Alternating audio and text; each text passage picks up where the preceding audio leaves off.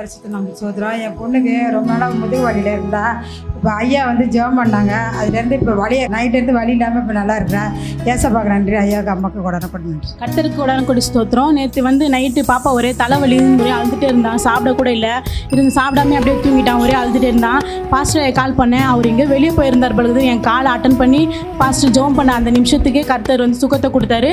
நல்லா ஆரோக்கியமாக தூங்கினா. காலையில் எழுந்து தலைவலின்னு சொல்லலை. கர்த்தருக்கு உடனே நன்றி, பாஸ்டருக்கு ரொம்ப நன்றி. கர்த்தர் பரிசுத்த நாமத்தை சோத்திரம். எங்கள் மகன் பாண்டிச்சேரியில் குடும்பம் பண்ணுறாங்க, அங்கே தான் இருக்கிறாங்க. அவங்க பிளாட் வாங்கின இடத்துல டவர் போடணும் ஒரே வாதம் பண்ணிருந்தாங்க. அவங்க கலெக்டரை பார்த்தா அங்கே பார்த்தா நாங்கள் நமக்குள்ள இருக்க பெரிய கலெக்டர் நம்ம அப்பா இருக்குமா நமக்கு ஒன்றும் கிடையாது. அவர் டவர் போடாதே அடுத்த பிளாட்டை தேடி போடுவேன். அதேமாரி பிரதர்கிட்ட சொன்னிச்சு ஒன்றும் கிடையாது. நாங்கள் கர்த்தர் அற்புதமாக செய்தாங்க. டவர் போடாத தடுத்த கர்த்தருக்கு போடானா கொஞ்சம் சோத்திரம் நன்றி.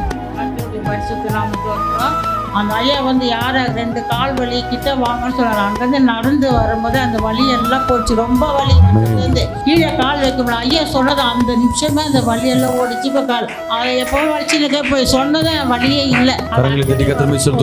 அதை ஆர்டர் போடாமல் கொடிங்க. கர்த்தருடைய பரிசுத்த நாமத்துக்கு ஸ்தோத்திரம். வரும்போதே பலவீனத்தோடு தான் வந்தேன். ஆனாலும் ஆண்டவர் இன்னைக்கு வந்தபோது பாஸ்டர் இப்போ ஜோம் பண்ணோன்னே எனக்கு உடம்புல இருந்து எல்லா பலவீனங்களும் போன மாதிரி இருக்குது. இடுப்பெல்லாம் வலிச்சிட்டு இருக்குது. இப்போ அதெல்லாம் இல்லை. கர்த்தருக்கு கூடான பரிசுத்தம். கர்த்தருக்கு ஸ்தோத்திரமா. இடுப்பு வலி கால் வலி என்னால் வலி தாங்க முடியலம்மா. வந்ததுலேருந்து ஒரே வேதனை எனக்கு. ஏசப்பாவுடைய விடுதலையால் நான் விடுதலை பெற்றேம்மா. கொடான கொடி நன்றி ஏசப்பா. கர்த்தருடைய பரிசுத்த நாமத்துக்கு ஸ்தோத்திரம். தேவன் எங்கள் சாட்சியாக வச்ச தேவன் ஸ்தோத்திரம். தலைவலி ஐயா சொன்னாங்க, தலைவலி இருக்கிறவங்க வந்து நில்லுங்கன்னாங்க. ஐயா போய் ஜெபிக்கும் போது எனக்கு தலைவலியிலேருந்து ஏசப்பா விடுதலை கொடுத்தேன். தேவனுக்கு கொடா கொடி சொல்லுவோம். பரிசுத்த ஸ்தோத்திரம். நாங்கள் மணலிருந்து வரோம். எனக்கு 4 வருஷமாகவே பலவீனமாக தான் இருக்கிறேன். ஐயா சொன்னது எல்லாமே எனக்கு ஒன்று கூட ப்ராப்ளம் இல்லாமல் இல்லை. அந்த கால் எரிச்சலும் இருக்கும், பேக் பெயின் ஃபுல்லாகவே இருக்கும். ஆனால் இப்போ எனக்கு மேல் முதுகு மட்டும் வலிக்கல, அடி தான் வலிக்குது. ஏன்னா என்னால் படுக்கவும் முடியாது, உட்காரவும் அதிகமாக நான் கீழே உட்காந்து 4 வருஷம் ஆகுது. எனக்கு கீழே உட்காந்து சர்ச்சில் உட்காந்து சேரில் தான் உட்காருவேன், வீட்டில் உட்காந்து ஷோபாவில் தான் உட்காருவேன். நான் சாப்பிடும் போது அந்த 10 நிமிஷம் உட்காந்து தாங்கி உட்காருவேன். பின்மண்டை ரொம்ப வலிக்கு, திடீர்னு சாப்பாடு வச்சுருவேன். அந்த பின்மண்டை எங்கள் வீட்டில் சொன்னால் நம்ப மாட்டாங்க, அவங்களுக்கு எப்போவுமே பின்மண்டை வலிக்குமா, எனக்கு கிருன்னு வலிக்கும். ஆனால் நான் வரும்போது வழியில் தான் வந்தேன். காலையிலேருந்து எனக்கு பின்மண்டை வலிச்சு. நான் குளிச்சுட்டு வந்தோன்னுமே எனக்கு தலைவலி வந்துருச்சு. நான் மறுபடியும் நான் அதை யார்கிட்டே சொல்லலை. நான் வந்தேன், ஐயா எனக்கு சொன்ன நான் ஃபஸ்ட்டு எழுந்து வரலான்ட்டு நான் நடந்து வந்தேன்.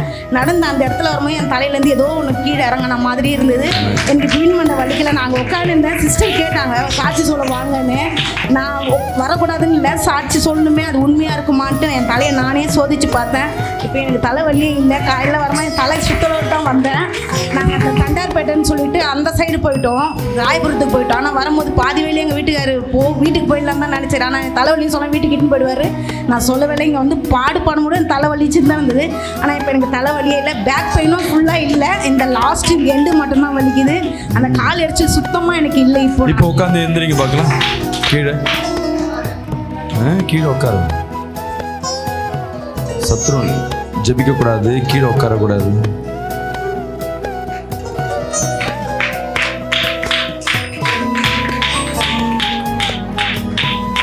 வலி எங்கேயாவது இருக்கா? எனக்கு வலி இல்லை. இப்போ நேரத்துக்கும் போது வலிக்கும். எங்கள் வீட்டில் நான் உட்காரவே யோசிப்பேன். ஒன்று யாராச்சும் பேலன்ஸ் பண்ணோம். வைக்கப்பட்டு தான் கீழே உட்காந்து எழுந்துப்பேன். பாத்ரூம் போது நான் உட்காந்து எத்தனையோ விஷமாயிடுச்சு. நான் எங்கள் வீட்டுக்காரன் மட்டும் தான் சொல்லுவேன். ஆனால் இப்போ எனக்கு கொஞ்சம் நல்லா இருக்குது. வீட்டு வலி இல்லை, அந்த கால் எரிச்சலும் இல்லை. நாங்கள் உட்காந்து சேரில் உட்காந்து என் காலை தேய்ச்சி பார்த்தேன். எனக்கு 350 சுகர் இருக்குது. அதனால் கால் எரிச்சல் தாங்க முடியாது, கால் வலிக்கும். எனக்கு வீக்கமே இல்லை. இப்போ நான் வீக்கத்தோடு தான் காலையில் வந்து எனக்கு வீக்கமே இல்லை. காலிலேருந்து கத்தருக்கு சுகத்துக்கு ஆயிடுச்சு. தலைவலி எத்தனை வருஷமா இருந்தது? 4 வருஷமா இருக்கு. கத்த 4 வருஷமா இருந்த தலைவலி கத்த சுகமாக்கி. என்னை சாட்சியாக தேவனை நன்றியோடு ஸ்தோத்திரிக்கிறேன். குதிகால் வந்து ஊசி குத்துற மாதிரி குத்தி வலிக்கும். ரொம்ப கஷ்டமாக தான் இருக்கும். அரவர் வலிக்கும், அப்புறம் நிற்கும், திருப்பி வந்துகிட்டே இருக்கும். இப்போ வந்து குதிகால் வலி இல்லை, பின்தலை வலியாக இருந்துச்சு, அதுவும் இல்லை. சுகத்தை கொடுத்துருக்க நன்றி. கர்த்தர் நாமத்துக்கு ஸ்தோத்திரம். நேற்றுலேருந்து எனக்கு பேக் பெயின் அதிகமாக இருக்குது. மாத்திரை அதிகமாக போட்டு என்னால் ட்ரெயினில் வந்து ஒரு ஹவரும் நான் நின்று தான் வந்தேன். படிக்கட்டு ஏறி நான் இப்போ வந்த உடனே ஐயா சொல்லிட்டு இருந்தார் முதுகு வலியில் இருந்தது எனக்கு தான் சொல்லிட்டு நான் முன்னாடி வந்தேன். அப்போ எனக்கு கையை வைக்கும் போது எனக்கு உடம்பு ஃபுல்லாக அப்படியே எடுத்து போட்ட மாதிரி இருந்தது இந்த பேக் பெயினை. இப்போ வலி சுத்தமாக இல்லை. நான் கர்த்தருடைய பரிசுத்த நாமத்துக்கு ஸ்தோத்திரம். எனக்கு ரொம்ப வருஷமாக மாறு வலியாக இருந்துருக்கேன். நெஞ்சு வலி நேற்று ஃபுல்லாகவே எனக்கு இந்த லெஃப்ட் கை மாறுது, இந்த காலெலாம் ஃபுல்லாக மறந்துட்டு இருந்தது வீட்டிலேயே. ஆனால் நேற்று நைட்டு அம்மாவுக்கு ஃபோன் பண்ணி ஜெபிக்கும் போது சொன்னாங்க, நாளை காலையில் வாங்க அப்படின்னு சொன்னாங்க. இங்கே வந்த ப்ரேயர் நேரத்தில் நீங்கள் கூப்பிட்டு நிற்க வச்சு நிற்க வச்சுங்க. தலைமையில கை வச்சோன்னா பெரிய ஒரு பாறை வந்து தலைமையில கை வச்சது போல் ஐஸ் கட்டி, பெரிய ஐஸ் கட்டி எப்படி வச்சா இவன் இருக்குமோ அது மாதிரி சில்லுன்னு இறங்கிச்சுங்க. அவ்வளோதாங்க எனக்கு தெரியும். அதுக்கப்புறம் எனக்கு தெரியாது, கீழே விழுந்துட்டேங்க.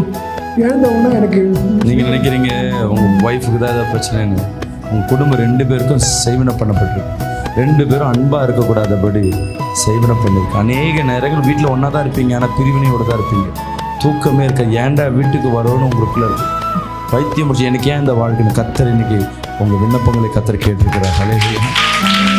சாவுலவும் என்ன இருக்காது, ஆனால் வீட்டுக்குள்ளேயும் இருக்க முடியாது. உங்களை குறித்து தான் கத்தர் பேசுகிறேன். இன்னைக்கு கத்தர் உங்களுக்கு விடுதலை கொடுத்துருக்க. கரங்களை எதிரே கத்தர் சொல்லுங்க. 2 காலும் பயங்கரமாக வலிச்சுது. கர்த்தர் என் மேலே தலையில் கை வச்சு ஜெபம் பண்ணோன்னா 2 கால் வலியெல்லாம் போயிடுச்சு. ஆமென். ஹல்லேலூயா. கர்த்தர் பரிசுத்த நாமத்துக்கு ஸ்தோத்திரம். பாஸ்டர் எனக்கு வந்து 3 வாரம் நீங்கள் வாங்க, இந்த பிசாசு போராட்டத்திலிருந்து விடுதலை ஆக்கி தரேன்னாரு. அதுக்கேற்ற மாதிரி பாஸ்டர் அம்மா வீட்டுக்கு திங்கக்கிழமை வந்தாங்க. வந்துட்டு ப்ரேயர் பண்ணாங்க.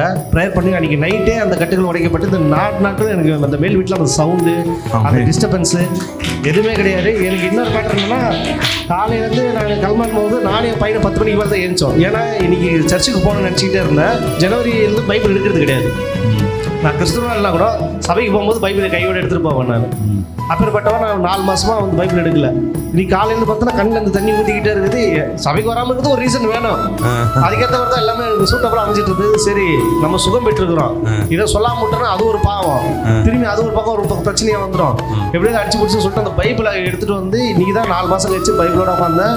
எனக்கு அந்த பிசாசு போராட்டம் இல்லை, அந்த பழைய பிரச்சனை இல்லை. கடன் பிரச்சனை வந்து நான் கேட்டிருந்தேன். அது கொஞ்சம் கொஞ்சமாக நீங்கள் சால்வ் ஆகிட்டீங்க. எனக்கு 3 வாரம் டைம் எடுத்தீங்க. 3 வாரத்தில் அந்த கட்டுகள் உடைக்கப்பட்டது. நான் நிம்மதியாக வீட்டில் போயிட்டு கர்த்தருடைய பரிசுத்த நாமத்துக்கு ஸ்தோத்திரம். நான் கட்டுனால ரொம்ப பாதிக்கப்பட்டிருக்கேன். ஐயா கிட்ட வந்து தொடர்ந்து வர சொல்லியிருக்காரு 4 வாரம். இந்த வாரம் வரும்போது ஜபிக்கும் போது கால் ஃபுல்லாக கட்டப்பட்டு இருந்தது. எனக்கு படிக்கட்டு ஏற முடியாது, இறங்க முடியாது. அது இப்போ ஃப்ரீ ஆயிடுச்சு. இந்த காது 2 ஒரு அரிப்பாக இருக்கும், ஒரே இச்சிங்காக இருக்கும். டாக்டர்கிட்ட இவ்வளோ பார்த்தேன். ஒரு காதில் ஐயா ஜபிச்சுனே வரும்போது என் காதை ஊதுனாரு. இந்த ஒரு காது அரிப்பு முழுவதும் நீங்கிடுச்சு. கர்த்தருக்கு ஸ்தோத்திரம். தொடர்ந்து நான் வரேன். கர்த்தர் என்னை விடுவிப்பாருன்னு நான் விசுவாசிக்கிறேன்.